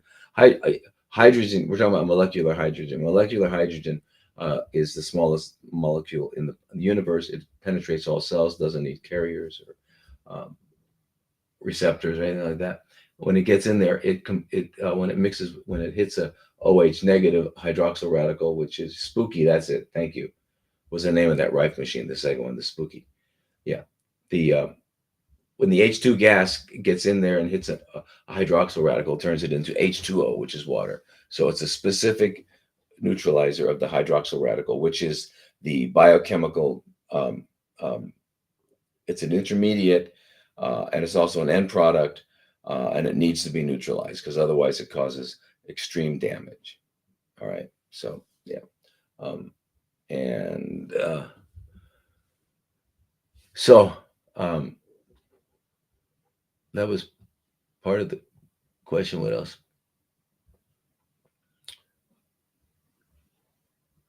What blood test markers do I need to get done to see if my liver is processing the antiparasitics?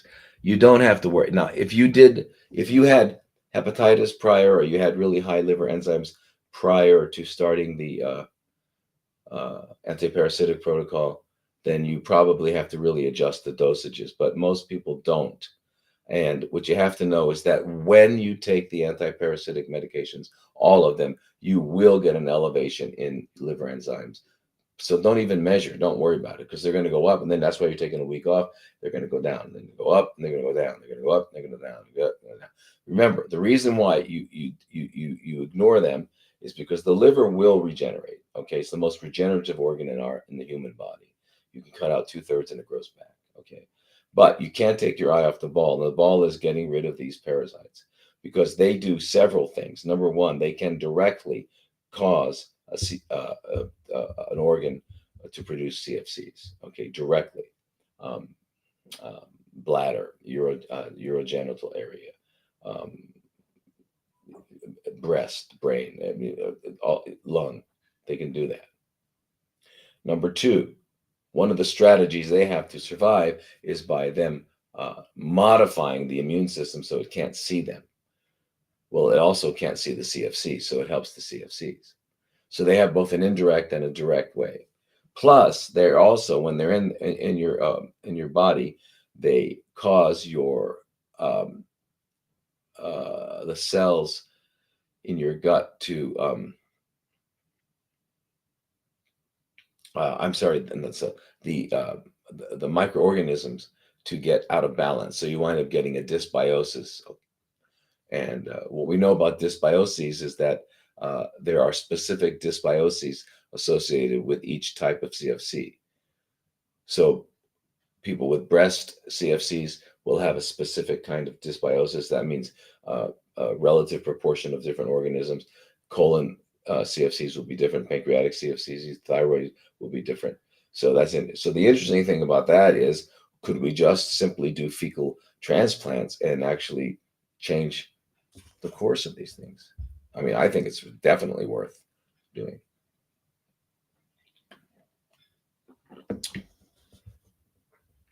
Anyway, checking your liver enzymes is what you're talking about, your AST and ALT. They'll go up and down. They'll go up and down. And, unless you started really high, there's no reason to check them. If you started high, then you need to be working with some sort of um, practitioner that's able to monitor you and all that to see if you need to cut down on them or something like that. Anyway, Stacy, you're very welcome. My pleasure and honor to do what I'm doing. I'm just lucky to be here. And you're right, God is the healer. That's why we can never take credit for it. Never take credit for it.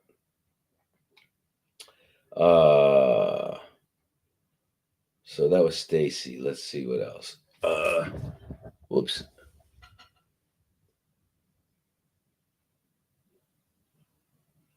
Yeah. Okay. So is New Zealand honey acceptable? It has so much research on health benefits. Absolutely. I mean, it's probably any. Yeah. And then there are other honeys that are really, really healing, and they're good to put on wounds and all sorts of things. The problem is the fructose, and the fructose will be picked up by uh, certain cells. That's certain CFCs and used as fuel. And I wish it wasn't true, but it is. So here's the thing, though, and this is an important concept. So please listen carefully and see if you can understand it. It's not hard to understand, but it's just different than what most people think. Um, Whatever is necessary for a CFC to be healthy and grow, the same thing is necessary for normal cells, non-CFCs. So glucose and glutamine are the two main fuel sources for CFCs, but they're also for healthy cells. Not only are they fuel sources, they also serve as part of the biosynthetic apparatus mechanisms. So, for example, glucose becomes the carbon backbone for our body's ability to make cholesterol and to make fatty acids and things like that, and amino acids and stuff. And the glutamine puts, in addition to being a fuel source, also adds the nitrogen to make other amino acids, to make nucleosides, which is genetic material, and other things. So uh, yeah, and it's not just in CFCs; it's all cells, right? So we need those. And it turns out that glutamine is also the primary fuel source for the cells in our small intestines that are necessary for appropriate absorption and digestion and all that, which is essential to being able to be healthy. Uh, Glutamine is also the primary fuel source for our lymphocytes, which are the cells that ultimately are going to eliminate CFCs. So you see, you can't get rid of it, and you shouldn't.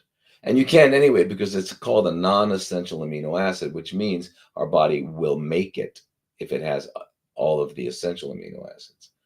So our body's making it regardless of what we eat it. Same with glucose.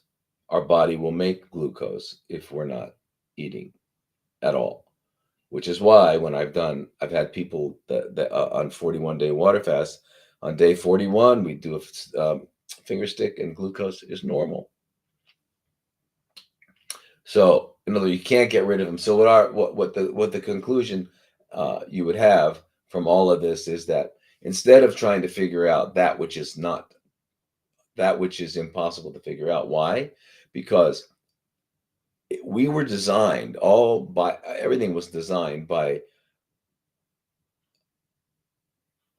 a divine intellect that is beyond our comprehension. I mean, imagine 36 septillion chemical reactions all happening perfectly so that you have this end result of a person or a fly or a dog. And you can imagine if there's too much of this, it goes that way. If there's not enough, it's what? Okay. Now, what can comprehend that? What mind can look at that and understand it? None. Not even a computer. I don't care how fast a computer is. It certainly couldn't control metabolism. It can put in blocks here and there. I mean, and that's what we try to do with our ignorance and arrogance. We think that we're going to go into all of the incredible biochemical divine dance, and we're going to say, you know what? I think we got to stop. We got to if we stop this one thing, we're going to fix it. No, that's not how nature works. Okay. you can throw 3 or 4 boulders in the river and it's going to go around them. So wouldn't it be better than fighting the river? Wouldn't it be better to jump on the river and go for a ride? Yeah, that's what we're trying to do. Use the energy of it.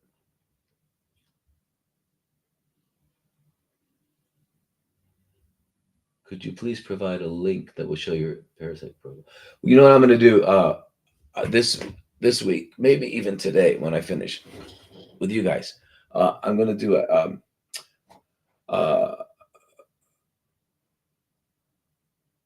what do you call it? Like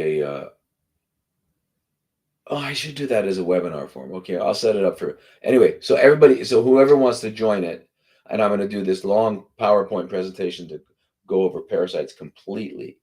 Okay, completely. And then after that, I'm going to be working with another healer who lives in the U.S. in Nebraska, and she and I are going to um, do a series of specific, I guess, not webinars, whatever. I don't know what the term is. With everyone who wants to sign up on parasites, and then we're going to try to figure out a way that we can get y'all to get the anti-parasitic medications, because some you can get online and some you can't, and there are pharmacies in the U.S. that will um, um, um, fill a prescription that we write, because these are a lot. It's a lot. No, most pharmacies will say, "Oh my God, that's too much." Um, and if you ask them why it's too much, they're going to say, "Well, because it says so." Right? And if it says so, I mean, you know what it is? Oh my God, it is the consensus of the experts. Oh yeah. Now, who does the experts work for? Oh, I see. Um,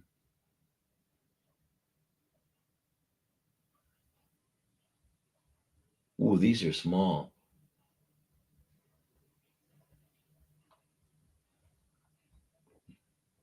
Anyway,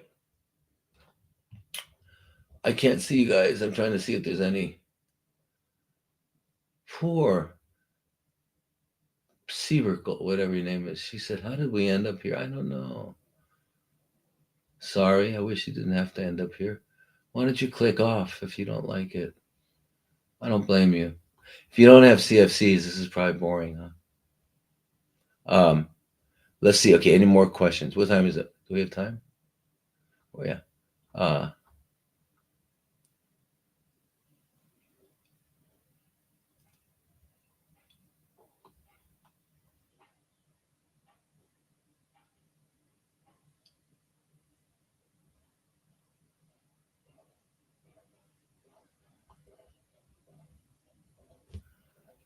well, okay. So this is Jessica, and she's talking about female hair loss, and she says, just wondering what may be the root cause of female hair loss, female pattern baldness. Is it genetic? My mother also has it. I've had labs done multiple times over the years, and the dermatologist always says my blood work is normal and diagnosed me with androgenic alopecia. I've tried everything from shampoo, supplements. I'm 45 years old and I've always had thin, fine hair, but really started losing more in the crown area in my early 30s. Is it hormonal, perimenopausal? Is there anything we can even truly help? Well, if your dermatologist is causing an androgenic alopecia, that's really what men get. Usually, women don't get that, and we see it in older women. Some older women start to get that, and it's the anyway. So it's the effect of the androgen. Androgens, are usually called male hormones, but men and women have them. Um, uh, and they, and when they, like, for example, male pattern baldness, men, you lose back here or up here. right? Like that. Now, if a woman got the same had the same um, effect that the husband gets, or that her brother would get from the, because they both have the same parents, it would still be in that pattern. It would be in that pattern. Um, but women are protected as long as they're they're menstruating and they have good cycles, because the estrogens and progesterones protect from that. And they when they lose that protection, then they can get it. Also, women wind up having more. It depends on the woman, but when a woman goes through menopause and her ovaries are no longer producing estrogen, the only estrogen she gets is from the androgens that are produced in her adrenal gland, and they get converted into estrogen. Um, and they'll like more in the breast because there's more fat in the breast, or more in different areas. Um, but yeah, I mean, for you, it sounds like, now you said your mother had it also. You mean thin hair, or when you say, so you're losing some in the crown. If it is androgenic, then you can use saw palmetto, um, and you can use biotin, which is a part of the B vitamin complex. Those have been standard for helping, um, somewhat. I've never seen them do much really. Um, but how old are you now? You're 45. Um, and then the other thing is you want to make sure you don't have any toxins in your body. So you can do a toxic panel. There's a Vibrant Labs has a toxic panel you can look at, see what you've been exposed to. Are you being exposed to anything more? And then you always, with hair loss, you've always got to look at your thyroid function, because the thyroid is, uh, it's one of the signs of um, thyroid dysregulation is hair loss. Um, and so I would definitely look at all that. You just need get a good functional practitioner. Um, Now make sure they're smart, because most are not. Um, Tragically,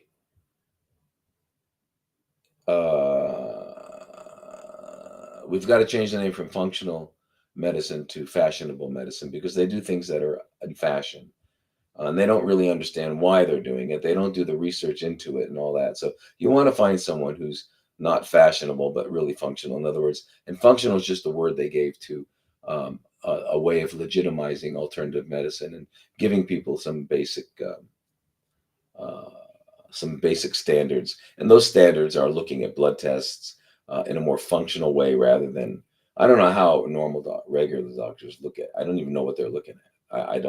I don't know, because I know they don't think. So I know that, but functional doctors think, most of them. But again, not always. So get a good one and find it out. I'm not sure where you live, Jessica. Uh, but you can look on the internet for you know functional doctors. They have uh, you know naturopaths. I've been very disappointed with a lot of naturopaths. Um, there's some excellent ones, of course. My hero of all doctors, my hero, the one that I learned the most from, was a naturopath. His name was Herbert M. Shelton. So I have, but find someone, look in and then you're gonna have to ask them, say on the phone, or ask someone, say, what do you do with, well, what would you do with this? How would you work this up? What would you do? You can ask them before you actually work with them. Don't just work with someone and then when you're disappointed with the results, change. You can ask them before. Okay.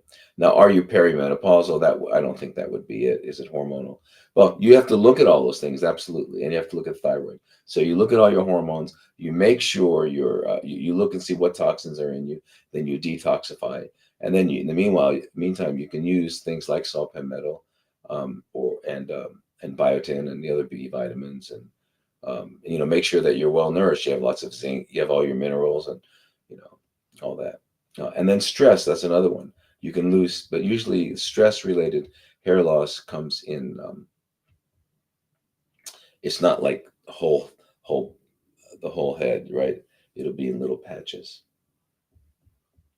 Alopecia areata, they call it. And I remember when I was a conventional doctor, what we were told to do was inject those areas with steroids. Can you imagine how insane that is? Anyway, so that's that.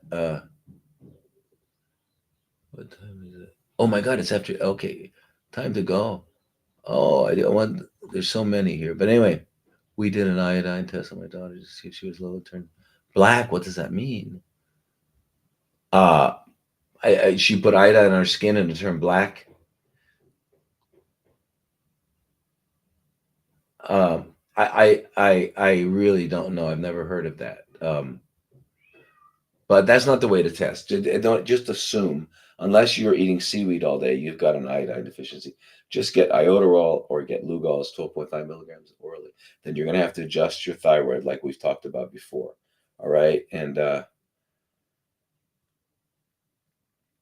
okay, here's a last question. Hey, Dr. Lodi, I listened to you being interviewed by Jonathan Landsman. You mentioned sipping vitamin C 8 grams in a liter of water from 7 to 7. I am wondering about erosion of the enamel. Looking forward to your reply. Okay, that's Bev. Well, I'm not so sure how sodium ascorbate would affect the enamel. It's not an acid. So I don't think it would affect enamel. But let's say it did, sodium ascorbate. Let's say it did. You're not going to keep it in your mouth. You take a sip, like you take a sip of water, not much gets to your teeth. Most of it, you just swallow it. So don't even worry about that, Bev, but do it. You need the vitamin C. We all do. Swadikap tukon. Kapumakap. Okay? Jagan atit na. That means I'll see you next week, same time. And as long as I hope we're all. I hope nothing big happens. I've noticed fevers are going around. Little kids are getting sick. It's happening in China, and now it's happening here. And I just hope this is not the beginning of the new one. But if it is, remember the answer is no. Or you could just say no way. Or you could make sure you've got some sneakers nearby so you can run as fast as you can. Because the answer's got to always be no. Wait a minute. How did I do that? Anyway. Aloha, sawadee cup, you guys. There we go.